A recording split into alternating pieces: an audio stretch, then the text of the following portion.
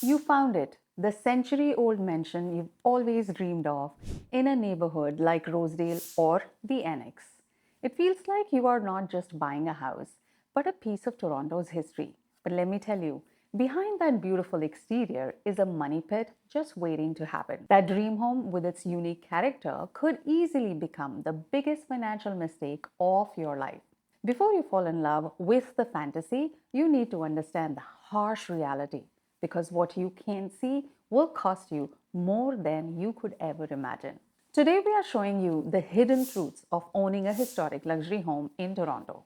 This isn't about crushing your dreams, it's about preventing a huge money problem. The thing that makes the home special, its heritage status, is also a trap. Many of Toronto's old homes are protected by the Ontario Heritage Act, which means the city decides what you can and can't do on your own property.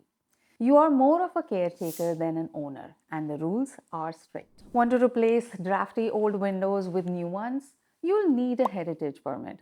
That process can take over a year. The city's main goal is to keep the house looking original, not to lower your heating bill. This often means you are forced to restore the old windows for a huge cost instead of replacing them. Want a modern kitchen addition? Forget it unless the design doesn't overpower the original house. Tearing something down? Getting approval for demolition is almost impossible. Even small things like paint color need the city's okay. These rules cause long delays and force you to hire expensive specialists, making everything cost more. In an old house, character is a nice word for needs an expensive replacement.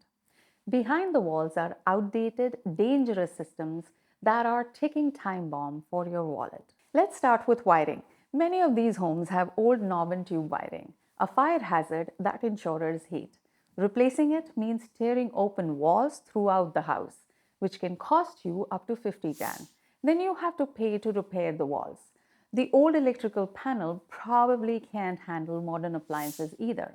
So that's another few $1,000s to upgrade. Then there is the plumbing. Old pipes can leak at any moment, and replacing them is just as messy and expensive. And foundation problems are a classic money pit.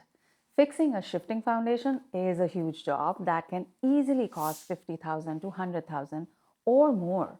Because of all this, a full gut renovation of a historic home can cost from $350 to over $500 per square foot. On a 4,000 square foot home, that's a renovation budget of up to $2 million, dollars, plus what you paid for the house. Starting to see how quickly the costs spiral out of control? If this is making you second guess your real estate dreams, do yourself a favor. Subscribe and turn on notifications. We drop videos every week that cut through the market noise and give you the straightforward advice you need to build wealth and avoid expensive mistakes.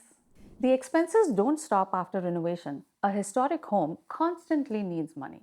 Forget the rule of budgeting 1% of a home's value for annual maintenance. For old homes, experts say to budget up to 4%. On a 4 million home, that could be 160,000 a year every year. That money goes to things new homes don't need.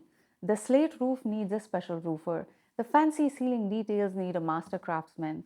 The original wood floors need expert care. This isn't for fun upgrades. It's the basic cost to keep the house standing. You're paying extra for rare materials and the few workers who can handle them. Your property taxes will also be high.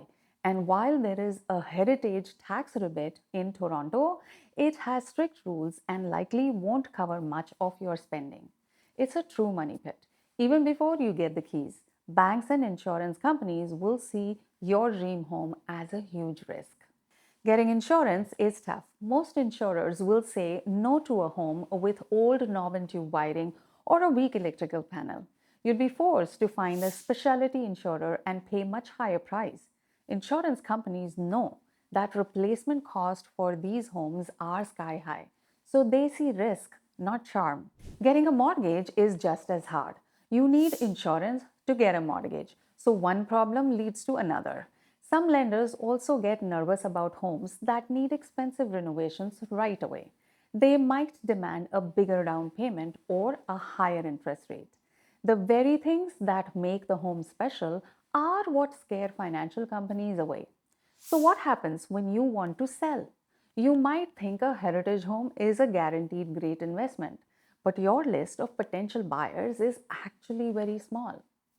Most luxury buyers want modern, move in ready homes with open layouts and new technology. They don't want to inherit a giant renovation project or a never ending repair list. This niche appeal means your home could sit on the market for a long time. You'll be waiting for a very specific buyer, one with deep pockets and a passion for old homes. And beyond the money, think about the lifestyle. Are you prepared for drafty rooms, creaky floors, and closets that are too small for your clothes? The romantic idea of living in a historic home often clashes with the reality of modern living, where we want comfort and convenience. So, who should actually buy one of these homes? The right buyer is a true history lover who sees themselves as a caretaker. More importantly, they need an almost unlimited budget for repairs and upkeep. They are ready to spend millions on top of the home's price and have the patience for years of slow, careful work. For everyone else, you have to be honest. The charm is real, but charm doesn't pay for your new roof or massive foundation repair. Before you buy, look past the curb appeal. See the faulty wiring and the endless stream of bills waiting for you. Don't let your dream home become a financial nightmare. History is beautiful, but it might be better to look at it in a museum than to own it.